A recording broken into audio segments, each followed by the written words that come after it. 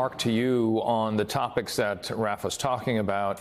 When you think of Benjamin Netanyahu, the Middle East, the West Bank, Israel and Gaza, of course, we're covering a lot of ground just in those statements.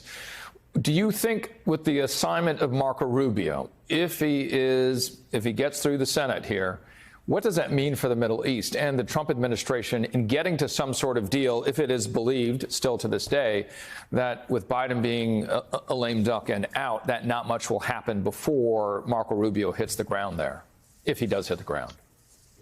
Well, Richard, it does look like, the issue of the ceasefire and the hostages coming out, that's going to be inherited by the incoming Trump administration. You saw the incoming National Security Advisor, Mike Waltz, just the other day talk about their desire to put some kind of, intense pressure on Hamas, made all sorts of kind of veiled threats and to bring down holy hell on those who take American hostages. And that's tough talk. But the bottom line is that, we're still on the proverbial, 10-yard line, if you want to have a football analogy. We can't seem to get past this, where both the Hamas, especially the leadership inside of Gaza, and the Israelis as well, can't really get past that. Prime Minister Netanyahu gave an interview to the Wall Street Journal in the last several days where he said that he's not going to end the war, even if the first kind of tranche of hostages come out, and that caused a lot of consternation in Israel. So we're really not there yet. And, as Raf said in the initial segment, this is a time where there's been 40,000 plus Palestinians who've been killed, 1,200 Israelis as well. And we still just can't seem to get that hostage deal, the ceasefire deal, set in stone. Yeah, it seems that it has been the same headline, if you will, for the last 2 quarters. Susan, over to you on this. When you think of President-elect Trump and his relationship with Benjamin Netanyahu, as well as his previous hawkish views, what do you think will happen when he does take office, when he is sworn in? And again, back to Marco Rubio, if he does pass approval from the Senate.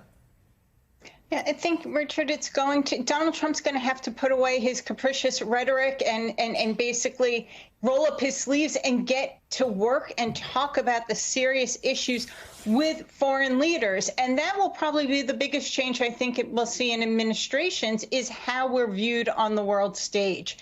Marco Rubio will help settle that, meaning temper the concerns a bit. But Donald Trump has to get to work. He's going to have to do things that aren't just fought out in the press. He may talk one way to the country, but when it comes to dealing with foreign leaders on such important issues, it will have to be serious. And it's going to go beyond Marco Rubio.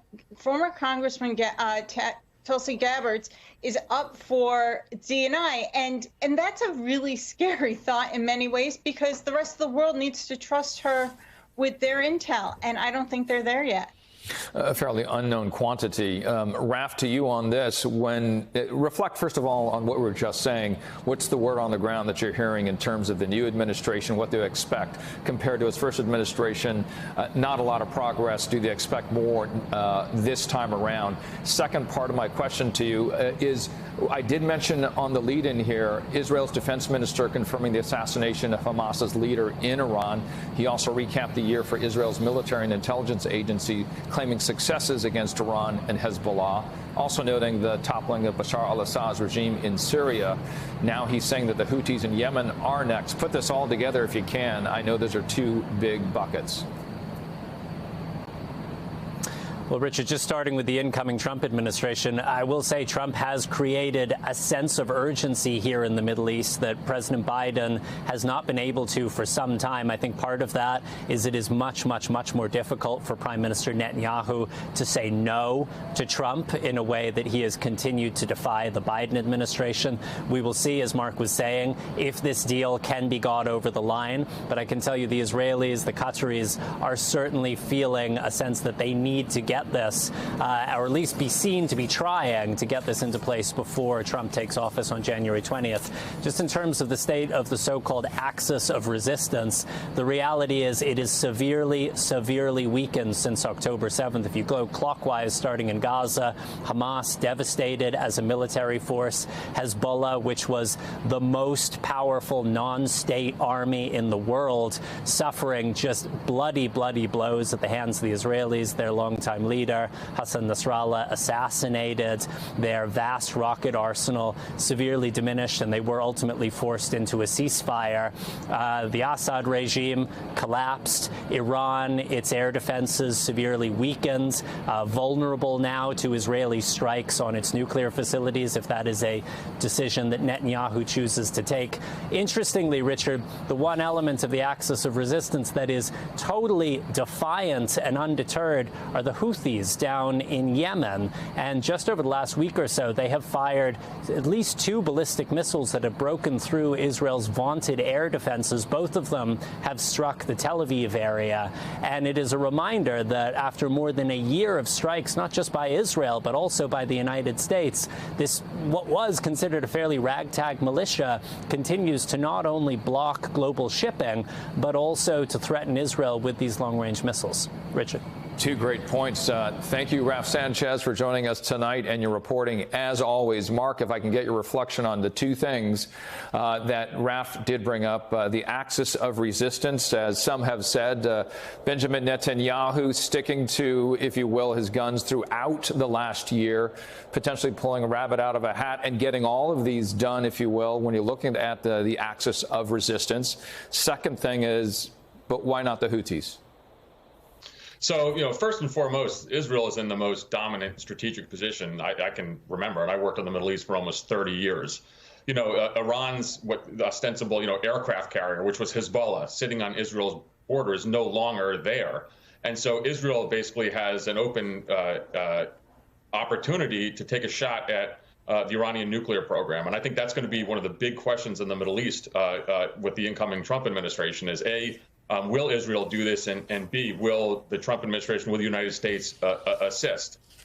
In terms of the Houthis themselves, as Raf noted, there is a raging debate going on within the Israeli national security infrastructure on, does Israel strike actually Houthi targets in Yemen, or as the Mossad chief, David Barnea, seems to be pushing, do they take a shot at the Iranians, kind of cutting the head off the snake? Again, there are really, really significant moves to be made, not just in the days and weeks ahead, but over probably the next 6 months. That's going to set kind of the geostrategic landscape for the Middle East.